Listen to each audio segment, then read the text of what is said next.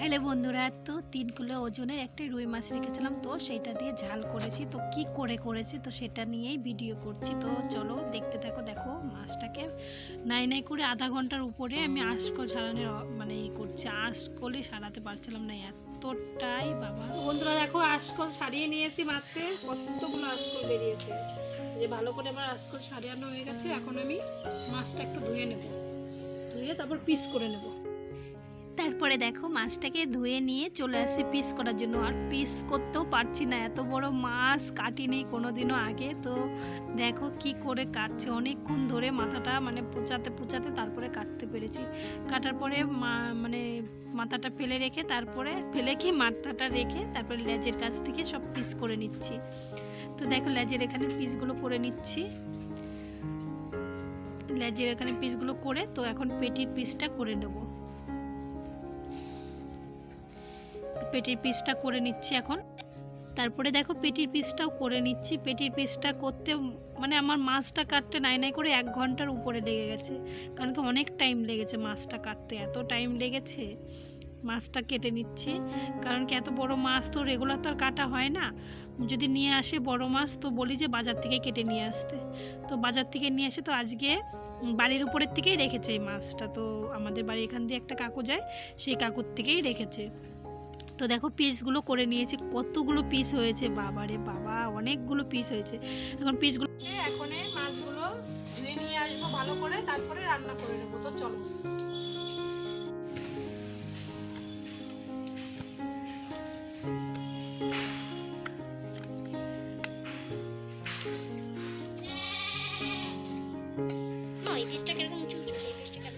এক গাবলা মাছ হয়ে গেছে আমাদের।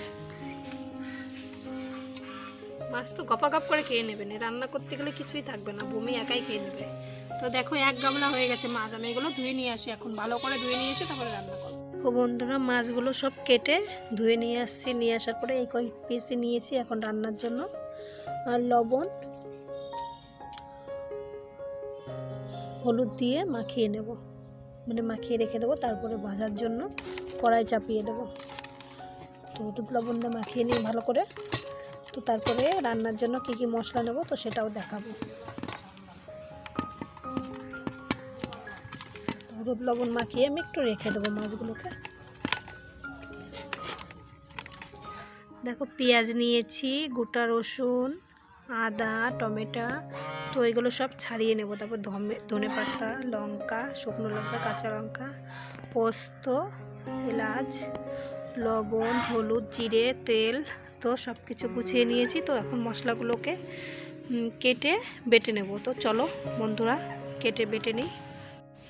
তো বন্ধুরা দেখো সব কিছু মশলা কেটে নিয়েছি মাছ দিয়ে রান্নার জন্য। পেঁয়াজ কুচি করে নিয়েছি, টমেটো কুচি, কাঁচা লঙ্কা, শুকনো লঙ্কা, আদা, রসুন, গোটা এলাচ, দারচিনি, আর এখানে পোস্ত আছে। তো সব কিছুই গুছিয়ে নিয়েছি। এখন এই যে উনুনটা ধরিয়ে নেব, তারপর মাছগুলো ভেজে নেব। তো সব মশলা করা হয়ে গেছে এগুলো ঝোলের জন্য, আর এগুলো বেটে নেব আমি এখন। তো যেগুলো ঝোলের জন্য রেখেছিলাম সেগুলো আলাদা রেখে দিলাম, আর মশলাগুলো বেটে নিচ্ছি। এর ভিতরে দিয়েছি পোস্ত, জিরে, আদা, রসুন, শুকনো লঙ্কা, কাঁচা লঙ্কা, এলাচ, তারপরে দারচিনি সব দিয়ে আমি বেটে নিচ্ছি। বেটে মশলাটা আমি করে নিচ্ছি, তারপরে মাছগুলো আমি ভেজে নেব। তো চলো বন্ধুটা, মশলা আমার হয়ে গেল করা। এখন আমি মশলাটা নামিয়ে নিচ্ছি, তারপরে আমি মাছগুলো ভেজে নেব। চলো রান্না করতে। তারপরে আমি উনুন ধরিয়ে দিয়েছি, উনুনে তেল দিয়ে দিয়েছি, কড়াইতে তেল দিয়ে তারপরে দেখো সব মশলাগুলো আমি গুছিয়ে নিয়েছি, একদম রেডি সব আমার। তো মাছগুলো ভেজে নিচ্ছি। মাছের পিসগুলো দেখো কত বড় বড় হয়েছে, একদম চাকা চাকা পিস হয়েছে, খুব সুন্দর। তারপরে মাছগুলো ভাজা হয়ে গেছে, তো মাছ ভেজে আর একটু তেল দিয়েছিলাম, তো মাছের তেলেই আমি সব মশলাগুলো দিয়ে আমি ভেজে মাছের তেলের মধ্যেই রান্না করে নিচ্ছি। কারণ কি আমি আলাদা করে আর রান্না করছি না, একটু কালো কালো হয়ে গেছিলো মাছ ভাজার পরে, তো মানে অনেক জাল জ্বলছিল উনুনে, এর জন্য একটু কালো কালো হয়ে গেছিলো। তারপরে আমি পেঁয়াজগুলো দিয়ে দিলাম, জিরে দিয়েছি, পেঁয়াজ দিয়ে দিলাম, তারপর টমেটো দিয়ে দিলাম, দিয়ে বাটা যে মশলাটা ছিল তো সেটাও আমি দিয়ে দিচ্ছি এখন। তো তো দিয়ে এখন ভালো করে সুন্দর করে কষিয়ে নিচ্ছি। কষিয়ে নেওয়ার পরে আমি ঝোল দিয়ে দেবো। তো আমি এটা আলু দিচ্ছি না, কিন্তু আলু ছাড়াই রান্না হবে। তো সব মশলাটা আমি এখন ভালো করে কষিয়ে নিচ্ছি, হলুদ লবণ সব দিয়ে দিচ্ছি এক এক করে, দিয়ে ঝোলটা ভালো করে ফুটিয়ে নেব। ফুটিয়ে নেওয়ার পরে তারপরে আমি মাছগুলো এক একটা করে দিয়ে দেব। তো চলো বন্ধুরা দেখতে থাকো, আর আশা করি ভালো লাগবে, আর আমার পাশে পাশে থেকো, ঠিক আছে? তো চলো বন্ধুরা দেখতে থাকো কি করে রান্না করি। তারপরে সব মশলা দিয়ে দেখো মশলাটা ভেজে নিয়েছি ভালো করে, মশলার থেকে তেল বেরিয়ে গেছে। এখন জল দিয়ে দেবো এর ভিতরে। জল দিয়ে আমি কিন্তু এর মধ্যে আলু দেবো না, কারণ কি আলু ছাড়াই রান্না করবো আজকে। তোমাদের যদি মনে হয় যে আলু দিয়ে রান্না করবে তো আলু দিয়েও রান্না করতে পারো। কি সুন্দর একটা গন্ধ বেরিয়েছে, খুব সুন্দর একটা গন্ধ বেরিয়েছে। দেখো মশলাটা একদম ভাজা হয়ে গেছে প্রায়, আমার তেল ছেড়ে দিয়েছে মশলা থেকে। এখন আমি একটু জল দিয়ে দেবো, তারপরে মাছগুলো দিয়ে দেবো, ধনেপাতা কুচি দিয়ে দেবো, আর একটু গরম মশলা বেটে দিয়ে দেবো এর মধ্যে। তারপরে আমার হয়ে যাবে রান্না।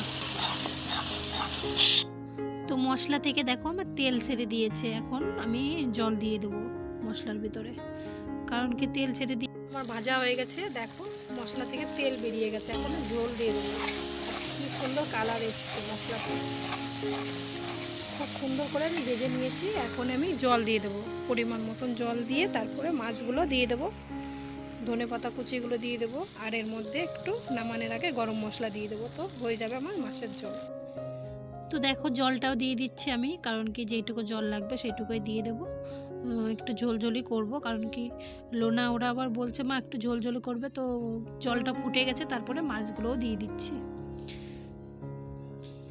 মাছগুলো আমি দিয়ে যে ধনেপাতা কুচি দিয়ে দিচ্ছি, তারপরে এখন নামিয়ে নেব। আমার মাছের ঝোল হয়ে গেছে, গরম মশলা দিয়ে নামিয়ে নেব।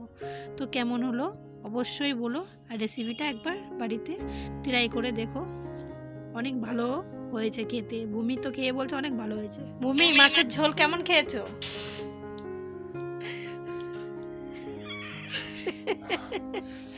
ওই রকম কিরকম হয়েছিল রান্না? ভালো ভালো হয়েছে, তাই আবার রান্না করবো ওরকম করে। তো ভূমি তো খুব ভালো খেয়েছে মাছের ঝোল দিয়ে ভাত। ওই স্কুল থেকে আসছে, আসার পরে তারপরে ভাত খেয়েছে, বলছে মা খুব সুন্দর হয়েছে। তো খাওয়াটা আর ভিডিও করতে পারি না, তো এখন ভিডিও করছি ভূমির কাছে শোনার জন্য।